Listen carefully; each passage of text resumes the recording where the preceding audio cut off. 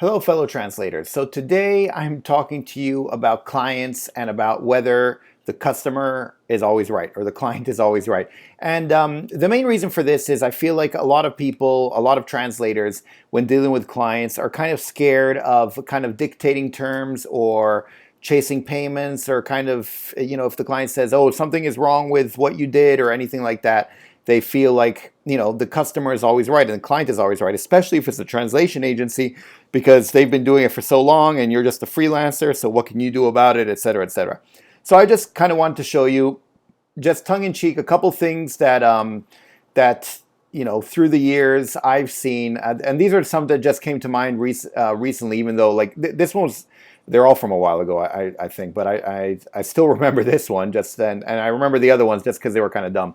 And so I wanted to show you some stuff that some clients have sent to me just to show you that they're not infallible and sometimes they make mistakes on their own. And so that's why you really need to check and confirm with them, because many times they make mistakes in judgment. And these ones are cute, but sometimes, if they say you need to translate 5,000 words in one day, you might want to check with them and tell them, actually, that's, you won't get a good job if you ask for that. So, you might want to check with your boss or something, depending on how comfortable you feel. But just to let you know that clients aren't infallible and sometimes they make mistakes as well. Anyway, this is an email I received a while ago and from a client who sent me exactly, I'd like to sign this translation to you. Please find and close the file consisting of whatever words that you're already indicated below. Turnaround, Monday, whatever.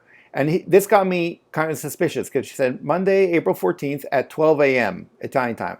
And at 12 a.m. is midnight. And I was like, that's very odd that you want this by midnight, And so I kind of wanted to make sure, because if I send it in by the end of the day, midnight, April 14th, or does that mean the end of the day, April 13th, or the end of the day, April 14th? Like, I wasn't sure what exactly that meant.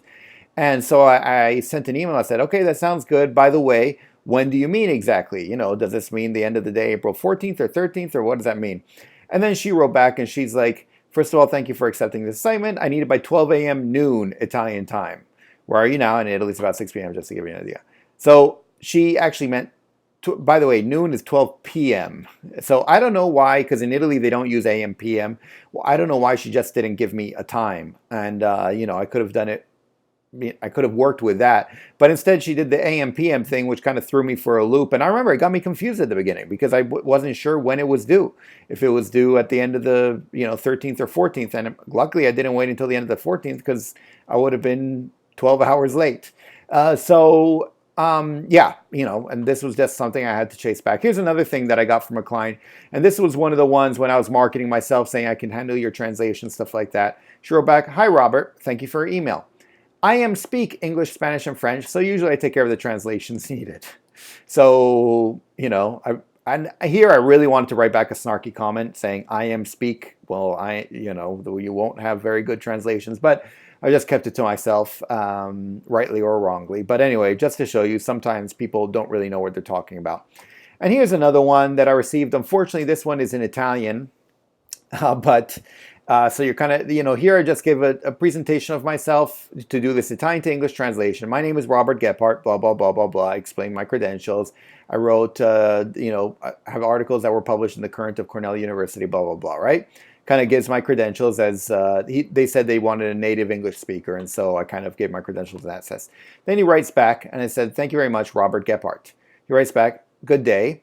Thank you for your quick response. But in my job announcement, I said I need someone whose mother language is English, whose mother tongue is English." Now, I don't know where this person thought, like, the name already here shows I'm not Italian, Robert Gephardt. And, throughout here, I'm showing, I'm trying to show that I know Italian quite well. But on the other hand, English is definitely my native tongue.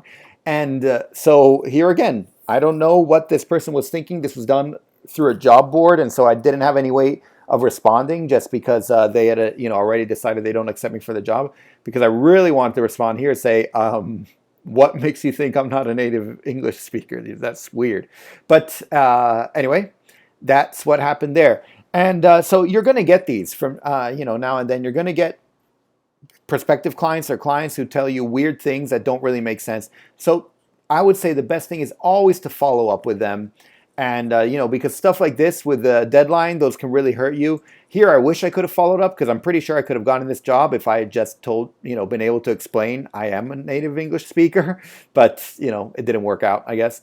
And here, I don't know. I really kind of wanted to reply, but I don't think I would have gotten that job anyway. I think this person was just being snarky back to me. But I think it cannot hurt, let's say, to get the explanation, to get it clarified when you find ambiguity. Because remember, clients make just as many mistakes as you do. In fact, more maybe. So always just keep that in mind. And so I just wanted to share these things because A, they're kind of funny, I thought, and B, it kind of hopefully gives you a bit more confidence when you're dealing with these clients and knowing that they can make mistakes, and they do make mistakes all the time. And so if something does seem a bit weird or odd, it's always best to follow up and clarify than to risk making a mistake. So yeah, that's it for now. Just something short and sweet. Hopefully you can find it useful though, and I will speak in the next video. Okay, thanks. Bye.